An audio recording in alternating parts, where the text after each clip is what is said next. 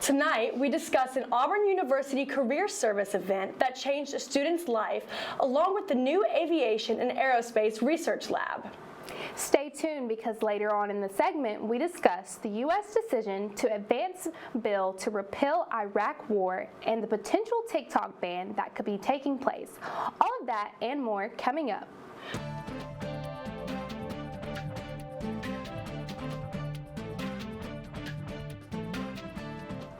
Good evening, and you're watching Eagle Eye News at 6. I'm Mackenzie Parson. And I'm Kensley Davis.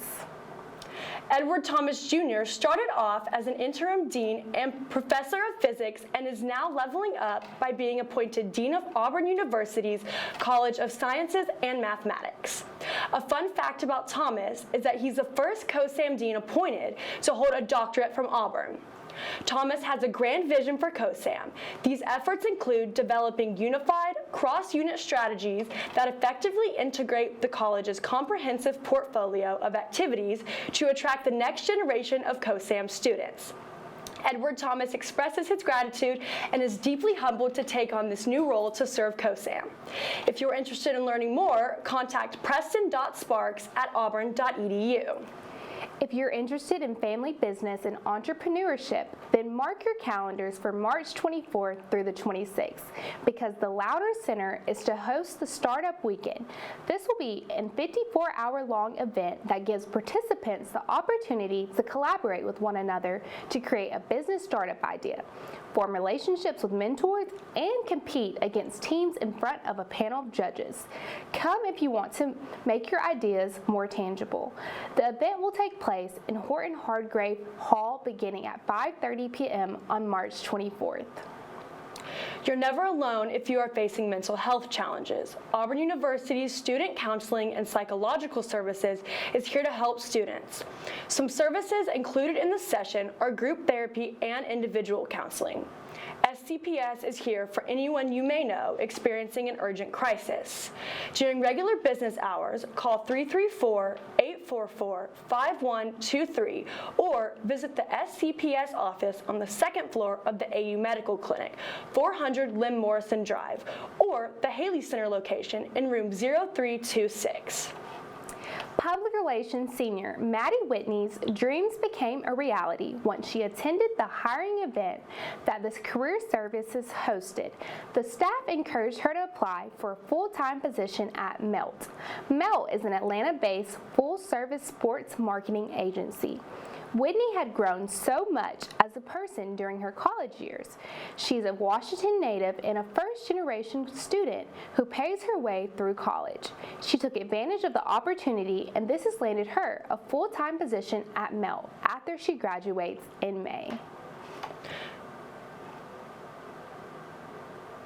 Looking to join more organizations? Involvement Ambassador Lita Wieditz is giving you tips to stay involved on campus. Over to you, Lydia. There you go, guys. My name is Lydia Wieditz, and I'm here with your involvement update. The first update I have for y'all is that involvement applications closed Tuesday, March 14th, and their last information session is Monday, March 13th at 3 p.m. Next up is that UPC has lots of fun events planned this week. On Wednesday, March 15th, they are hosting a Birds and Bow event where you can learn your charcuterie board skills, and they will provide dessert from the annual bow.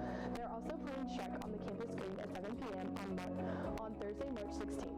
The game room on the first floor of the Mountain Student Center officially opens at 3:30 on Wednesday, March 15th, so be sure to stop by for all of the new and exciting improvements. Application season is here. AUBURN'S has every application listed, so be sure to check out organizations' pages and social media for updates. My last update for today is to be sure to check out organization days on Haley Concourse every Wednesday from 10 a.m. to 2 p.m. to stay up to date on ways you can get involved throughout the semester. And just as a reminder, AUBURN'S has information about everything going on around campus, so I encourage y'all to check that out for more involvement opportunities. If you have any questions, feel free to reach out to an involvement ambassador at involve@auburn.edu. Thanks, guys, and War Eagle.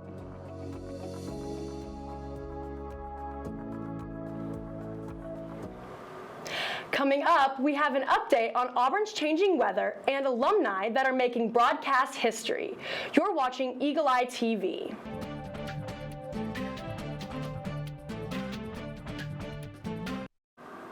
Welcome back to Eagle Eye News at 6. Here's your weather report for the week.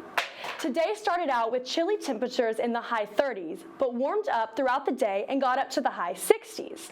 Tomorrow, temperatures will increase slightly up to the low 70s and 60s, but make sure to plan those St. Patrick's Day activities for the indoors, as rain is making its way to the plains Friday morning. This weekend, we see a decrease in rain and have mostly partially cloudy weather. Saturday, temperatures will range from the mid-30s up to the high 50s, and Sunday they will drop down to the low 30s, so be sure to bring those jackets back out for the weekend. Temperatures will remain cool in the mid-50s, and the weather will stay cloudy all throughout next week, with rain coming in on Wednesday. That's all we have for your weather report tonight. Thank you for watching Eagle Eye News at 6, your news leader.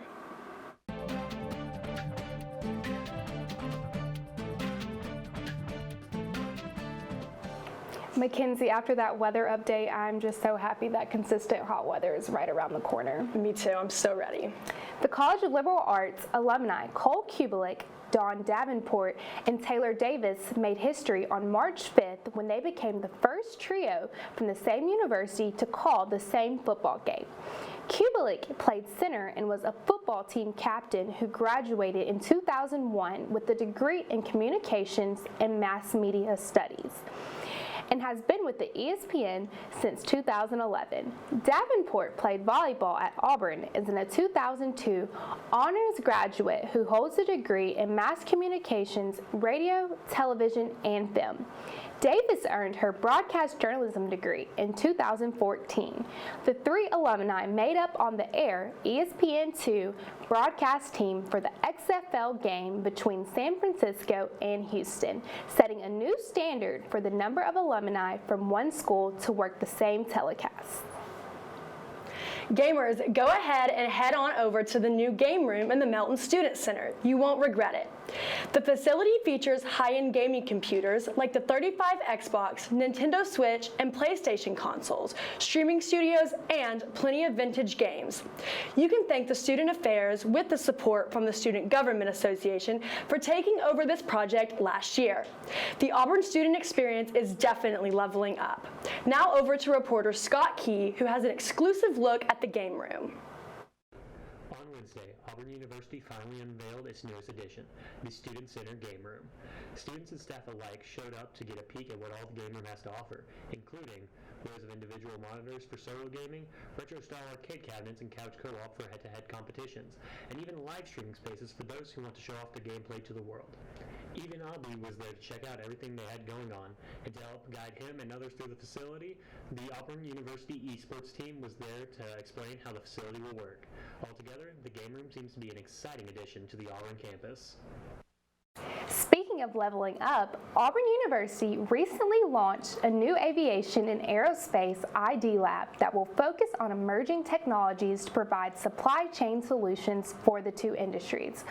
Tom Rogers, the managing director of the Aviation and Aerospace ID Lab, believes that the experiments and tests conducted by the lab will provide concrete scientific evidence that the technology can cut costs, improve safety, and enhance efficiencies of businesses and government organizations.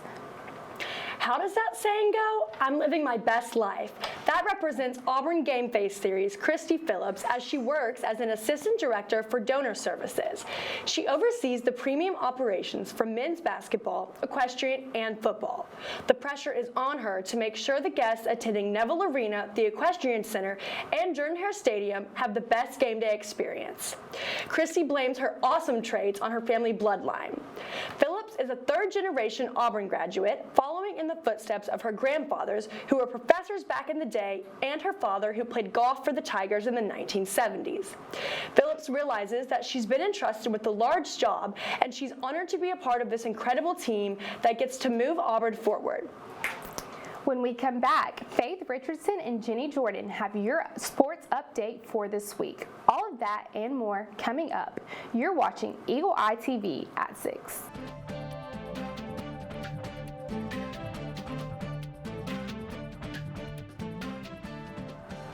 Welcome back to Eagle Eye News at 6. I'm Faith Richardson. And I'm Jenny Jordan, here to update you with everything Auburn sports. It's everybody's favorite time of the year in college basketball, March Madness. Unfortunately, Auburn men's basketball lost in the second round of the SEC tournament against Arkansas. Here are a few updates from the first day of March Madness. Kansas beat Howard by 28 points, Missouri beat Utah State by 11 points, and Furman beat Virginia by just 1 point. Princeton also just beat Arizona by 4 points.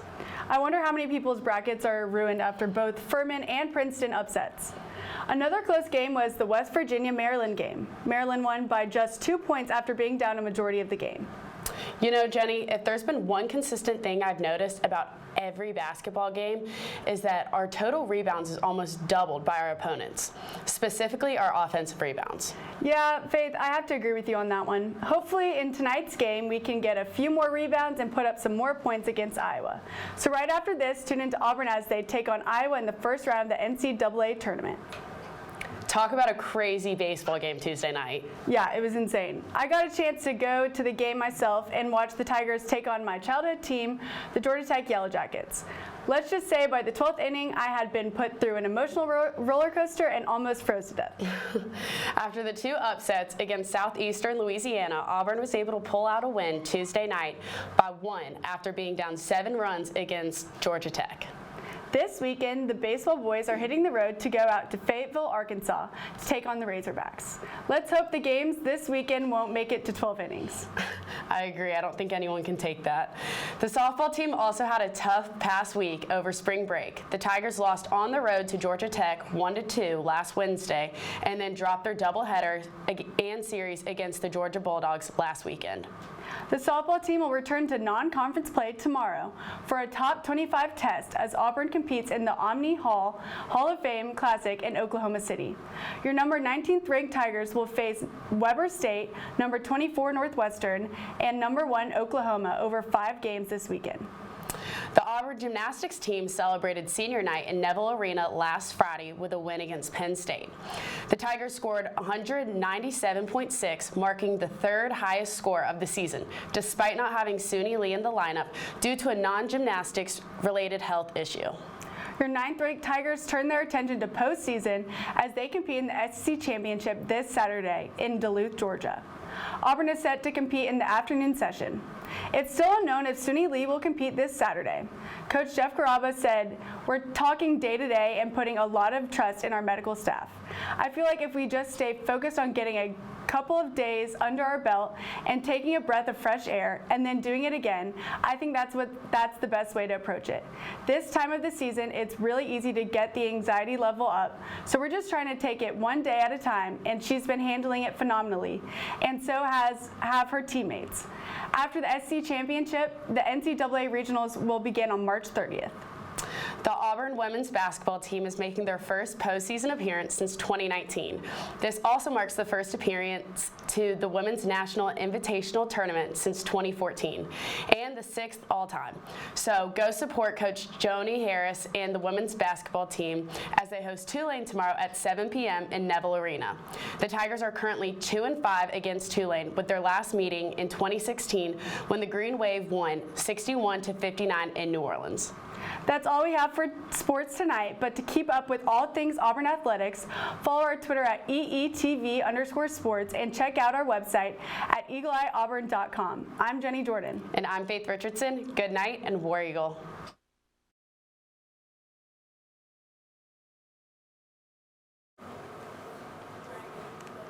Breaking news, the Senate has now advanced a bill to repeal legal justification to attack Iraq.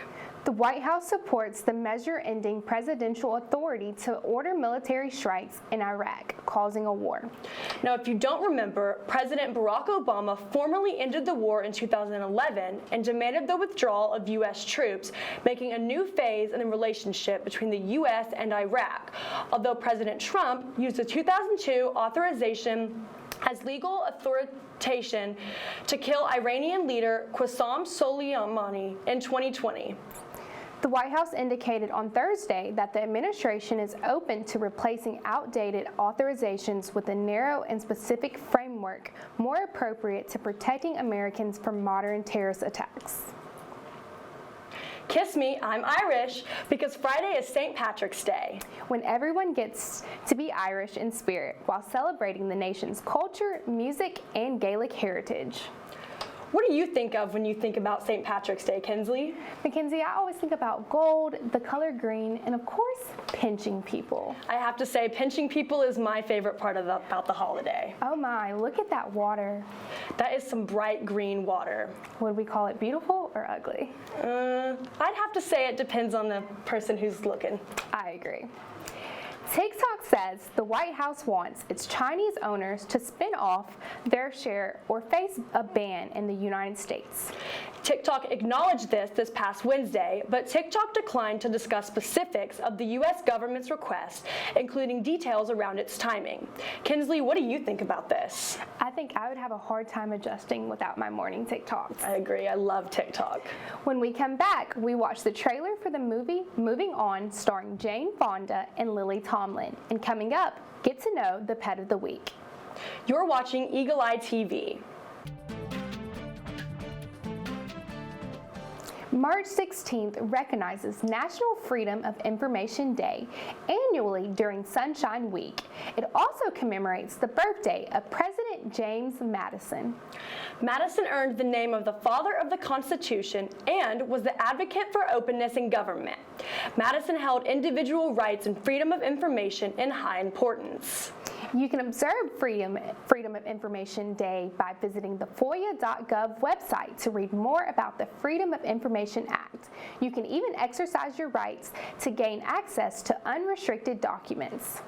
Celebrate today and use the hashtag Freedom of Information Day to post on social media. Kensley, you're the Jane Fonda to my Lily Tomlin? Well, speaking of Jane and Lily, they return as longtime friends who reunite for a funeral that stirs old memories. You know, that makes me think, should we go on a road trip, Mackenzie? One step at a time, Kensley. We have to start by actually watching the trailer. Take a look.